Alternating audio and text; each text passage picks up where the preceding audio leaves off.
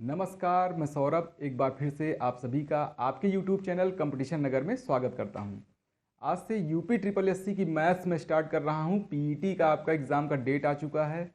चलिए इसमें देख लीजिए, ग्राफ और तालिका से 20 नंबर का क्वेश्चन आता है। 20 क्वेश्चन 20 नंबर। पूर्ण संख्या, भिन्न दशमलव, प्रतिशतता, साधारण अंकगणितीय समीकरण, वर्ग एवं वर्गमूल, घातांक एवं घातांक और घातांक एवं घात और औसत, इस पूरी चीज़ों को मिला करके 5 नंबर का बहुत ही बेसिक लेवल के इनके क्वेश्चन आते हैं। ऐसा नहीं कि परसेंटेज में बहुत एसएससी लेवल का कोई क्वेश्चन आने वाला है, इस तरह से नहीं है, क्योंकि एक बार एग्जाम हो भी चुका है। बहुत इजी क्वेश्चन आए थे पिछले बार भी, और इस बार भी उसी से रिलेटेड क्वेश्चन होने वाला है। तो 5 नंबर का ये हो गया, 20 नंबर का ये, टोटल हो गया 25 मार्क्स का। 25 क्वेश्चन और 25 मार्क्स। पीईटी का एग्जाम में आपके 100 नंबर के क्वेश्चन आते हैं। 100 क्वेश्चन होता है और 100 मार्क्स का होता है। तो 100 में से 25 केवल मैथमेटिक्स का हो गया। तो पीईटी के एग्जाम में जितना पार्ट्स है उसका टोटल मिला करके सबसे बड़ा हिस्सा आपका है मैथ्स का। तो मैथ्स सबसे ज़्यादा इंपॉर्टेंट इसमें से हो जाता है। देखिए, जैसा एग्जाम में पूछा जाता है अकॉर्डिंग टू सिलेबस, और एक बार एग्जाम हो भी चुका तो इससे पता भी चल गया, एक आइडिया लग गया कि किस तरीके के एग्जाम इसमें किस तरीके के क्वेश्चन पूछे जाने हैं। तो उसी पर बेस्ड बिल्कुल आराम से पहले बेसिक लेवल क्वेश्चन कराऊंगा, फिर धीरे धीरे उसका लेवल बढ़ाते जाएंगे। चलिए आज की क्लास का पहला क्वेश्चन करते हैं। ये क्वेश्चन है बार ग्राफ का। देखिए यहाँ पर क्या है कि कुछ देश लिखे हुए हैं, England, Sweden, New Zealand, Germany, Bharat और चीन। यहाँ पर देश लिखा हुआ है, यानी कि ये देश के नाम हैं जो भी इस ग्राफ पर लिखे हुए हैं। ठीक है, ये ऐसे हो गया। इसके बाद यहाँ पर नंबर्स हैं 0, 5, 10, 15 ऐसे करके। ये क्या चीज़ है? जन्म दर प्रति 10,000। 10,000 पर कितनी जन्म दर है, वो चीज़ ये नंबर है। जैसे मान लीजिए इंग्लैंड में 20 लिखा हुआ है, तो इंग्लैंड में 20 इसका मतलब 10,000 पर इंग्लैंड की जन्म दर 20 है। 10,000 पर 20 बच्चे जन्म लेते हैं। स्वीडन की जन्म दर कितनी है? 15, न्यूजीलैंड की 30, जर्मनी की 16, भारत की 33 और चीन की 40। इस तरह से देश के नाम और जन्म दर लिखा हुआ है। क्वेश्चन पूछा जा रहा है किस देश की जन्म दर जर्मनी की जन्म दर से 25% अधिक है। सिंपली आपको बताना है किस देश की जन्म दर जर्मनी की जन्म दर से 25% अधिक है, जर्मनी से भी 25% ज़्यादा हो। देखिए जर्मनी की जो जन्म दर है वो है 16। ये कह रहे हैं कि 16 से 25% ज़्यादा होना चाहिए। जर्मनी से 25% ज़्यादा मीन्स क्या हुआ कि 16 से 16 से 25% ज़्यादा। तो 16 से 25% ज़्यादा करने के लिए 16 प्लस 16 का 25% इसमें और ऐड कर दीजिए। ये ऐसे हो गया। 25 से 4 बार कैंसिल करेंगे तो ये 4 4 जा 14, 16 और 4 कितना हो गया? 20। 20 किसका आंसर है? देखिए इंग्लैंड का आंसर 20 है, यानी वो देश क्या है? इंग्लैंड है, जिसकी जन्म दर जर्मनी की जन्म दर से 25% ज़्यादा है।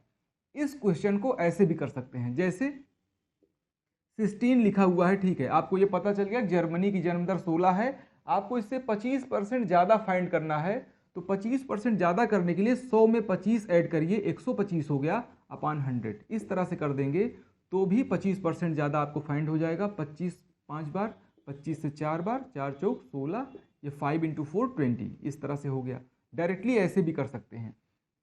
जिन लोगों को परसेंटेज निकालना नहीं आता, मैं आपको बता देता हूं। जैसे मान लीजिए कि 50 है, इसका 10% अगर निकालना है तो क्या करते हैं? 50 × 10 अपान 100। अगर यहीं पर कहा जाए 50 से 10% ज़्यादा कितना होगा, 50 से 10% ज़्यादा कितना होगा, तो आपको करना पड़ेगा 50 10 ज़्यादा यानी 110 अपान 100। ये है 50 का 10% और ये है 50 से 10% ज़्यादा, यानी इसकी वैल्यू 50 से भी ज़्यादा आएगी। जबकि इसकी वैल्यू क्या आएगी? छोटी सी एक वैल्यू आएगी 2 × 5, 5 टाइम हो गया ये 5। 50 का 10% कितना होता है? 5, इसका आ जाएगा। और 50 से 10% ज़्यादा यानी कि 55, इसका आंसर 55 आएगा। तो इन दोनों में डिफरेंस भी जान लीजिए। कभी अगर आपको उससे ज़्यादा बताना हो, जैसे यहाँ पे क्या था कि किस देश की जन्म दर जर्मनी की जन्म दर से 25% ज़्यादा हो। जर्मनी का जन्म दर जितना है 16 है, उससे 25% ज़्यादा, यानी कि उसके 16 से 125%, 125/100 कर देते हैं, कैंसिल करा लीजिए, आपका आंसर आ जाएगा। देखिए इस तरह के क्वेश्चन में एक ग्राफ दिया जाता है और उसमें 5 क्वेश्चन पूछे जाते हैं। तो इसी क्वेश्चन का सेकेंड पार्ट है, भारत की जन्म दर इंग्लैंड की जन्म दर की कितनी प्रतिशत है? भारत की जन्म दर इंग्लैंड की जन्म दर की कितनी प्रतिशत है? तो इंग्लैंड से कंपेयर किया जा रहा है। जिस चीज से कंपेयर किया जाता है उसको नीचे लिखा जाता है और जिसका कंपेयर होता है उसको ऊपर। तो भारत की जन्म दर का कंपेयर हो रहा है इंग्लैंड से, तो इंग्लैंड से कंपेयर हो रहा है तो इंग्लैंड को लिखेंगे नीचे। इंग्लैंड कहाँ पर है? इंग्लैंड यहाँ पर सबसे पहले लिखा हुआ है, इसको 20 लिख दीजिए। और भारत की जन्म दर कितनी है? 33 है, इसको लिख दीजिए यहाँ पर। तो 33/20 में किसी चीज को चेंज करने के लिए 100 से मल्टीप्लाई कर देते हैं, क्योंकि आपसे परसेंटेज पूछा जा रहा है। 25 टाइम हो गया, इसका आंसर आ जाएगा 165%।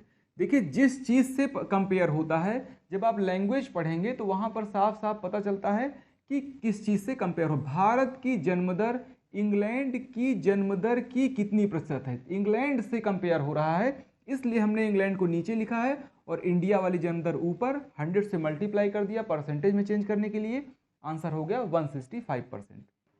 इस क्वेश्चन का तीसरा पार्ट देखिएगा। चीन की जन्म दर जर्मनी की जन्म दर की कितनी गुनी है? देखिए, चीन की जन्म दर कितनी है? 40। जर्मनी की जन्म दर कितनी है? 16।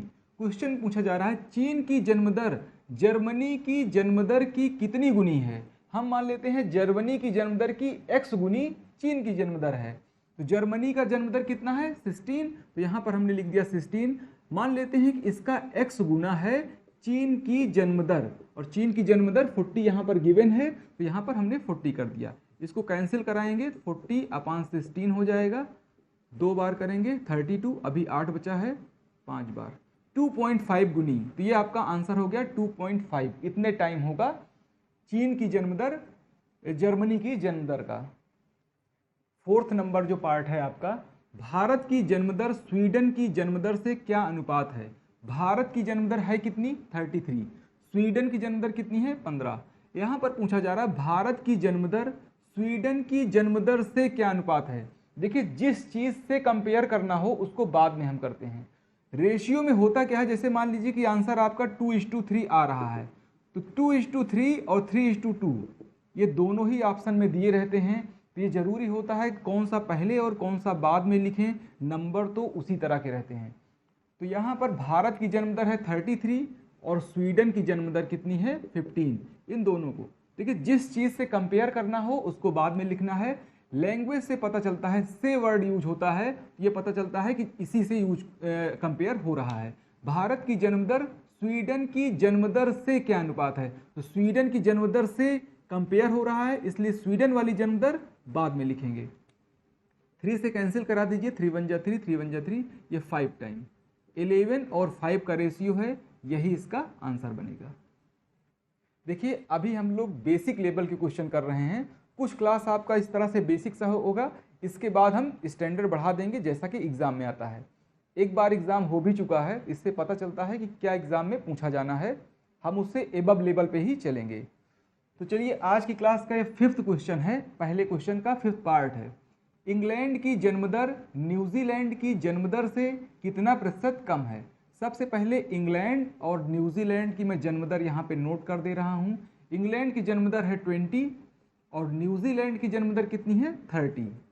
परसेंटेज देख के बिल्कुल परेशान मत होइएगा, कोई यूज नहीं है इसका। इंग्लैंड की जन्म दर न्यूजीलैंड की जन्म दर से, देखिए कंपेयर हो रहा है न्यूजीलैंड से। जिस चीज से कंपेयर होता है वो चीज बाद में या फिर नीचे की तरफ डिनोमिनेटर में होती है। देखिए, यहाँ पूछा जा रहा है कितना प्रतिशत कम है। इंग्लैंड वाली जन्म दर न्यूजीलैंड की जन्म दर से कितना प्रतिशत कम है। तो कितना प्रतिशत कम होने के लिए बताने के लिए पहले ये बताइए कितना कम है। तो 30 - 20 कर देंगे, 30 - 20 10 कम है। इंग्लैंड वाली 10 कम है, कितने से? न्यूजीलैंड से। न्यूजीलैंड से कंपेयर हो रहा है ना, न्यूजीलैंड की जन्म दर से कितना प्रतिशत कम है। तो जिससे कंपेयर करना है उसको नीचे लिख लेंगे। किसी भी फ्रैक्शन को परसेंटेज में कन्वर्ट करने के लिए 100 से मल्टीप्लाई कर देते हैं, ये हमने कर दिया। 0 से 0 कैंसिल हो गया, 100/3 करेंगे, इसको सॉल्व करिएगा तो 33 होल 1/3 परसेंटेज, ये इस क्वेश्चन का आंसर आ जाएगा। तो परसेंटेज देख करके बिल्कुल परेशान नहीं होना है, जितना कम हो या जितना ज़्यादा हो उस पहले नंबर को लिख लीजिए, फिर जिससे कंपेयर हो रहा हो उसको लिख लीजिए, 100 से मल्टीप्लाई कर देंगे, आपका आंसर परसेंटेज में आ जाएगा। आइए सेकेंड नंबर का क्वेश्चन देखिएगा। ये क्वेश्चन है पाई चार्ट का। सबसे पहले डायग्राम को समझ लीजिए। इसमें देखिए परसेंटेज का यूज हुआ है। जब भी किसी सर्कल में परसेंटेज का यूज हुआ रहता है तो उस पूरी चीज़ों को ऐड करने पे हमेशा 100% आता है। परसेंटेज के केस में कितना आएगा? 100% आएगा। और अगर इसमें डिग्री का यूज कर दिया जाए तो आप जानते हैं कि सर्कल में पूरा एक राउंड घूम जाने पर कितनी डिग्री का बनता है? वो 360 डिग्री का। इट मीन्स अगर यहाँ पर डिग्री का यूज हुआ रहता तो नंबर्स को अगर आप ऐड करेंगे वो हो जाएगा हमेशा 360 डिग्री। टोटल स्टूडेंट 3600 यहाँ पर गिवन है। अगर मान लीजिए कहा जाए कि चित्रकारी में 15% बच्चे हैं, चित्रकारी में कितने स्टूडेंट हैं? 15% हैं, तो टोटल कितने स्टूडेंट हुए नंबर में बताइए। तो आप क्या करेंगे, इसी 3600 का 15% निकाल लीजिएगा इंटू 15/100, ऐसे तो निकालते हैं परसेंटेज। जो भी नंबर आएगा वो चित्रकारी वाले स्टूडेंट हो जाएंगे। ऐसे ही अगर हम कहें कि गायन में कितने स्टूडेंट हैं, नंबर बताइए, परसेंटेज नहीं, नंबर बताइए, तो 18% बच्चे गायन में एडमिशन लिए हुए हैं। कुल मिला के 3600 बच्चे हैं, 3600 हैं। इसी 3600 का 18% निकाल दीजिए, मल्टीप्लाई बाई 18/100, तो क्या आ जाएगा? गायन में एडमिशन लिए हुए बच्चे आ जाएंगे।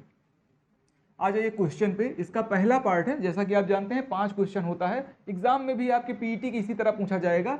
एक डायग्राम दे देगा तो उसमें 5 क्वेश्चन, दूसरा डायग्राम देगा तो उसमें भी 5, 10 इस तरह से हो गया, 10 फिर से, यानी 20 जो है 4 डायग्राम 20 क्वेश्चन। इसके अलावा दूसरे वाले 5 क्वेश्चन आएंगे जो कि percentage, square root, cube root, उन सब चीज़ों से रिलेटेड रहेंगे। उनको भी हम लोग बाद में करेंगे, पहले इन चीज़ों को कर लेते हैं। गायन और नृत्य में मिलाकर भर्ती हुए विद्यार्थियों की संख्या, भर्ती मीन्स होता है एडमिशन, गायन और नृत्य में मिलाकर भर्ती हुए विद्यार्थियों की संख्या नाटक में भर्ती हुए विद्यार्थियों की संख्या से क्या अनुपात है? देखिए, जिस चीज से कंपेयर किया जाता है उस चीज को बाद में रखना है। दूसरी बात, यहां पर लिखा हुआ है संख्या, तो ऐसा नहीं है कि आपको ये परसेंटेज का यूज करके इसकी संख्या बतानी है। संख्या तभी बतानी होती है जब संख्या पूछे। कभी भी अगर क्वेश्चन रेशियो का है यानी अनुपात का है या फिर परसेंटेज पूछा जा रहा है तो आप डायरेक्टली यहीं से आंसर दे देंगे, इस नंबर का यूज बिल्कुल नहीं करेंगे। ठीक। गायन और नृत्य को मिला करके, तो गायन और नृत्य में कितने बच्चे हैं? गायन में है 18 और नृत्य में कितने हो गए? नृत्य में हो गए 21। 18 + 21 ये जो है किसका है? परसेंटेज का है, लेकिन परसेंटेज लिखने की जरूरत नहीं है। रेशियो नाटक में भर्ती हुए विद्यार्थियों की संख्या से, तो नाटक वाले से कंपेयर करना है तो नाटक वाले को हमेशा बाद में लिखना है, परसेंटेज मत लिखिए, क्योंकि यहाँ भी परसेंटेज है यहाँ भी परसेंटेज है, तो समझ लीजिए परसेंटेज परसेंटेज कट गया। इन दोनों को ऐड कर लीजिए तो हो गया ये 39 रेशियो 13। कैंसिल कराएंगे तो 3:1, 3:1 इसका आंसर है। देखिए क्वेश्चन इतना बड़ा सा है, सोल्यूशन बहुत ही छोटा सा होता है। ज़्यादा से ज़्यादा क्वेश्चन में यही करेगा कि इसके नंबर को बढ़ा देगा, इस डेटा को, यहाँ पर बहुत सारे लाख में, करोड़ में इस डेटा को यूज करेगा, लेकिन मैक्सिमम केस में हम इसका यूज करेंगे ही नहीं। हम सिर्फ इसी से क्वेश्चन को सॉल्व करेंगे। यहाँ पर भले ही लाख या करोड़ में आंसर दिया हो, क्वेश्चन दिया हो, या फिर पॉइंट में यहाँ पर दिया हो, कुछ भी दे सकता है, वैसा क्वेश्चन भी हम लोग करेंगे। लेकिन अभी हम क्या कर रहे हैं, कॉन्सेप्ट सीख रहे हैं कि किस तरीके से क्वेश्चन को देखना है। आइए इस क्वेश्चन का सेकेंड पार्ट देखते हैं। चित्रकारी में भर्ती हुए विद्यार्थियों की संख्या गायन में भर्ती हुए विद्यार्थियों की संख्या का कितने प्रतिशत है? चित्रकारी में कितना लिखा हुआ है? यहाँ पर चित्रकारी में 15% लिखा हुआ है, ऐसे लिख लिया हमने 15%। चित्रकारी में भर्ती हुए विद्यार्थियों की संख्या गायन में भर्ती हुए विद्यार्थियों की संख्या का, देखिए कंपेयर हो रहा है गायन वाले से, जिससे कंपेयर किया जाता है। देखिए गायन लैंग्वेज से पता चल जाता है कि किससे कंपेयर हो रहा है। जिससे कंपेयर हो रहा हो उसको कर दीजिए डिनोमिनेटर में। चित्रकारी में भर्ती हुए विद्यार्थियों की संख्या गायन में भर्ती हुए विद्यार्थियों की संख्या का, तो गायन में भर्ती हुए विद्यार्थियों की संख्या से कंपेयर हो रहा है, तो गायन वाले जो हैं 18%, उसको कर दीजिए नीचे। देखिए 2 बार परसेंटेज का यूज हो तो समझ लीजिए कि परसेंटेज कट गया, उसको हटा सकते हैं आप। यहाँ पर एक फ्रैक्शन या भिन्न आपको दिख रही है। अगर आंसर आपको परसेंटेज में देना है तो परसेंटेज में बदलने का तरीका है 100 से मल्टीप्लाई करना। तो चीज़ें आप समझ चुके हैं। क्या करना है, जिस चीज़ से कंपेयर करना है वो चीज़ नीचे लिख लीजिए, जिसका कंपेयर हो रहा है उसको ऊपर लिख लीजिए।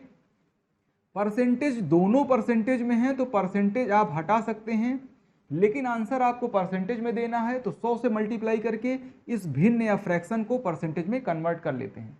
अब इसको सिंपलीफाई कर लीजिए, 3 से 6 बार कैंसिल कर लेते हैं, 3 से 5 बार, ये हो गया आपका 2 से 3 बार, और ये 2 से कैंसिल हो गया 50, ये हो गया 250/3।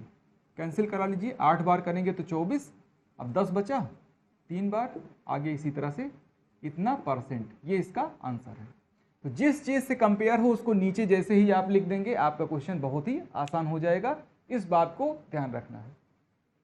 इसका तीसरा पार्ट देखिएगा, सिलाई और नाटक में मिलाकर भर्ती हुए विद्यार्थियों की कुल संख्या क्या है।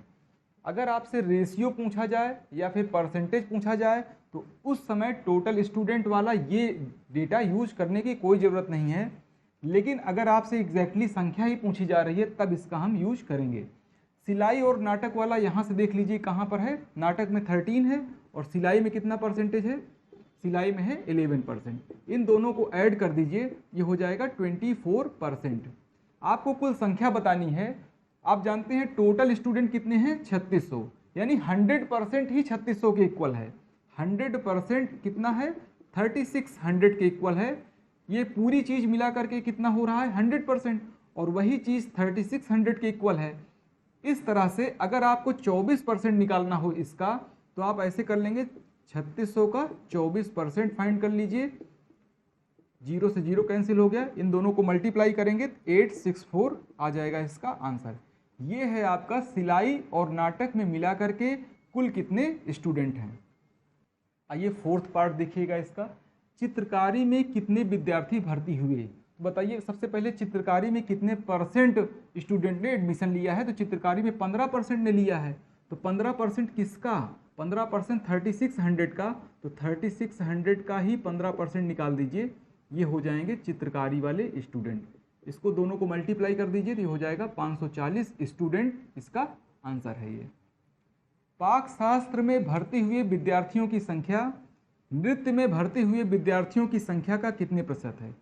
पाक शास्त्र में भर्ती हुए जो विद्यार्थी हैं उनका कंपेयर हो रहा है नृत्य में भर्ती हुए विद्यार्थियों की संख्या से। तो मैंने आपको बताया था कि जिस चीज़ से कंपेयर करना है हमेशा उसको नीचे लिखना है। पाक शास्त्र में कितने बच्चे हैं, पाक शास्त्र में 22% स्टूडेंट हैं, 22%, ठीक है। और नृत्य में कितने स्टूडेंट हैं, तो नृत्य में है 21%, क्योंकि कंपेयर हमको नृत्य वाले से करना पड़ रहा है, इसलिए इसको हमने ऐसे लिखा है। इस परसेंटेज को नहीं लिखना होता है, क्योंकि 2 बार अगर परसेंटेज का यूज होता है वो परसेंटेज कैंसिल हो जाता है, खत्म हो जाता है। अगर इस डेटा को, इस फ्रैक्शन को परसेंटेज में आपको कन्वर्ट करना है, इसमें 100 से मल्टीप्लाई कर दीजिए, परसेंटेज में आप कन्वर्ट हो चुका है। इसको सॉल्व कर लेंगे तो आंसर आ जाएगा। पाक शास्त्र में भर्ती हुए विद्यार्थियों की संख्या नृत्य में भर्ती हुए विद्यार्थियों की संख्या का, देखिए बिल्कुल अगर आप पढ़िए तो साफ साफ ये लगता है कि किस चीज़ से कंपेयर हो रहा है। तो नृत्य में भर्ती हुए विद्यार्थियों की संख्या से कंपेयर हो रहा है। तो नृत्य वाले, क्योंकि इसमें कितने हैं, 21 हैं, इसलिए नृत्य वाले को नीचे लिखा है और पाक शास्त्र वाले को ऊपर लिखा है। दोनों में परसेंटेज यूज हुआ था, उनको हटा देंगे। 100 का यूज करके, क्योंकि आंसर आपको परसेंटेज में देना है, तो 100 से मल्टीप्लाई करते हैं।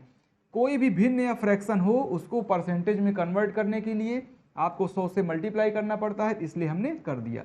इसको सॉल्व कर लीजिए, ये हो गया 2200/21। इसको कैंसिल करा लीजिए एक बार, ये 0 हो गया, 4 हो गया, 0.76, ये इसका आंसर हो गया। इसको सॉल्व कर लीजिएगा अपने तरीके से, यही इसका आंसर आएगा। आइए अब हम तीसरे टाइप का क्वेश्चन देखते हैं, इसको बोलते हैं सारणी या टेबुलेशन। इसमें देखिए पाठ्यक्रम लिखा हुआ है PQRST, पाठ्यक्रम में जैसे BA, BSc, BCom, अलग अलग पाठ्यक्रम। तो PQRST ये है पाठ्यक्रम। आवेदन करने वाले इतने लोगों ने फॉर्म भरा, P पाठ्यक्रम के लिए 3500 लोगों ने, Q पाठ्यक्रम के लिए 4000 लोगों ने, R पाठ्यक्रम के लिए 5200 लोगों ने, S पाठ्यक्रम के लिए 4500 लोगों ने और T पाठ्यक्रम के लिए 5000 स्टूडेंट ने फॉर्म डाला। इसमें परीक्षा में बैठने वाले, एग्जाम में फॉर्म तो 3500 ने डाला, लेकिन 3200 ने ही एग्जाम दिया P पाठ्यक्रम के लिए। P पाठ्यक्रम के लिए 3500 लोगों ने फॉर्म डाला, 3200 लोग बैठे हैं, ठीक है। और ये अर्हता प्राप्त करना यानी होता है पास होना, तो यहाँ मैंने लिख भी दिया है, पास होना, अर्हता प्राप्त करना। इतने लोगों ने फॉर्म डाला, इतने लोग एग्जाम में बैठे और इतने लोग पास हुए, ये इस तरह से डेटा लिखा हुआ है। इसी तरह क्यू के लिए लिखा है, ये क्यू है, क्यू पाठ्यक्रम है, इसमें फॉर्म डाला 4000 लोगों ने, परीक्षा में बैठे हैं इतने लोगों ने और पास हुए इतने लोग। इसी तरह से सभी का डेटा दिया हुआ है। इसी के बेस पर क्वेश्चन लिखा हुआ है यहाँ पर, किस पाठ्यक्रम में आवेदन करने वाले और परीक्षा में बैठने वाले विद्यार्थियों की संख्या के बीच सबसे कम अंतर है, सबसे कम डिफरेंस है, किसमें? आवेदन करने वाले और परीक्षा में बैठने वाले। देखिए ये लोग हैं आवेदन करने वाले और ये लोग हैं परीक्षा में बैठने वाले, इनके बीच में सबसे कम डिफरेंस किसमें है? तो देखिए अलग अलग मैं लिख ले रहा हूँ, P, Q, R, S और T, इन सभी का मैं लिखूंगा। जैसे कि P के लिए कितना है, 3500 लोगों ने फॉर्म डाला है और बैठे कितने लोग हैं, 3200 लोग, इनके बीच में कितने का डिफरेंस हो रहा है, 300 का, ये मैंने लिख लिया यहाँ पे 300। इसी तरह से Q में क्या है, 4000 लोगों ने फॉर्म डाला, 3850 लोगों ने बैठा है, तो ये क्या हो गया, 150 हो गया। इनके बीच का डिफरेंस निकालना है। इन दोनों के बीच में डिफरेंस कितना आएगा, 300, इन दोनों के बीच में कितना आएगा, 500, और इन दोनों के बीच में कितना आएगा, 200। तो यहां पर कहा गया है किस पाठ्यक्रम में आवेदन करने वाले और परीक्षा में बैठने वाले विद्यार्थियों की संख्या के बीच में सबसे कम डिफरेंस है। तो सबसे कम डिफरेंस पाठ्यक्रम क्यू के बीच में है। क्वेश्चन को पढ़ना है, जरूरी नहीं कि आपको इस तरह से लिखना है, यहीं से देख लीजिए डायरेक्टली डिफरेंस आपको यहां से दिख जाएगा और आंसर आपके पास ऑप्शन दिया ही रहेगा, उसमें टिक कर सकते हैं। आइए इस क्वेश्चन का सेकंड पार्ट देखिएगा। पाठ्यक्रम आर में पास होने वाले विद्यार्थियों की संख्या आवेदन करने वाले विद्यार्थियों की संख्या का कितने प्रतिशत है? पाठ्यक्रम आर के बारे में बात हो रही है। आवेदन किया है 5200 ने, पास हुए हैं 4850, ये पास होने वाले हैं। अर्हता प्राप्त करना मीन्स होता है पास होना। तो पाठ्यक्रम आर में पास होने वाले विद्यार्थियों की संख्या आवेदन करने वाले विद्यार्थियों की संख्या का कितने प्रतिशत है? किससे कंपेयर हो रहा है? आवेदन करने वाले विद्यार्थियों की संख्या से पाठ्यक्रम आर में। देखिए जिससे कंपेयर होता है हमेशा उसको लिखते हैं नीचे और जिसका कंपेयर होता है उसको लिखते हैं ऊपर। मैं फिर से रीड कर दे रहा हूं, पाठ्यक्रम आर में पास होने वाले विद्यार्थियों की संख्या, तो पास कितने हुए हैं, 4850। आवेदन करने वाले विद्यार्थियों की संख्या का कितने प्रतिशत है? आवेदन करने वाले कितने हैं, 5200 हैं। जिससे कंपेयर हो रहा है उसको नीचे लिखेंगे। परसेंटेज में अगर आपको आंसर देना है तो 100 से मल्टीप्लाई कर दीजिए। जीरो से ये जीरो, एक जीरो यहाँ का कैंसिल हो गया, ये 4850 ही रह गया, चाहते दोनों जीरो यहीं से कैंसिल कर देते। तो ये हो गया 4850 और ये है 52। अगर इसको हम कैंसिल कर दें 2 से, 6 बार हो गया और ये कैंसिल होगा तो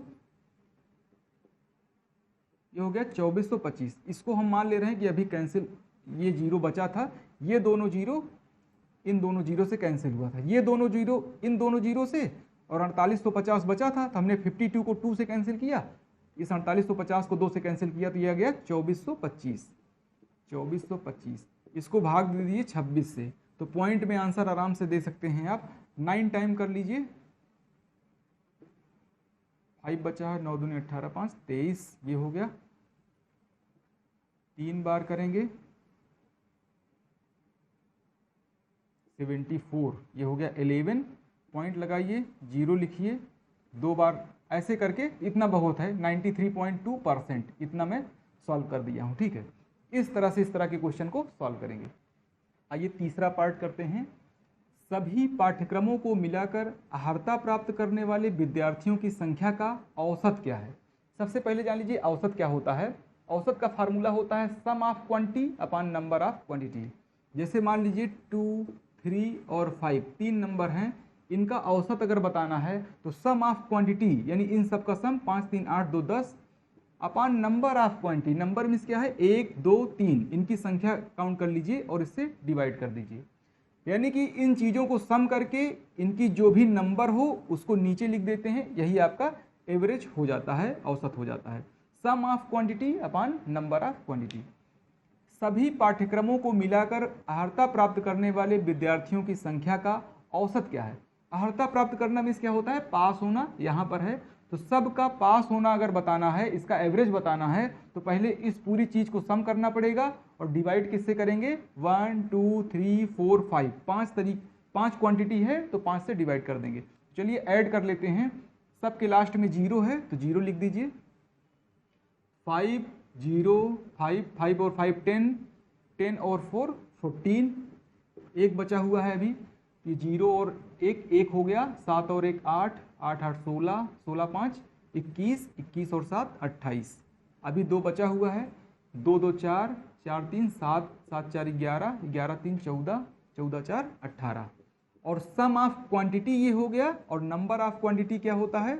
नंबर ऑफ क्वांटिटी, इनकी क्वांटिटी काउंट कर लीजिए, ये हो जाएगा 5, डिवाइड कर दीजिए, 5 3 जा 15,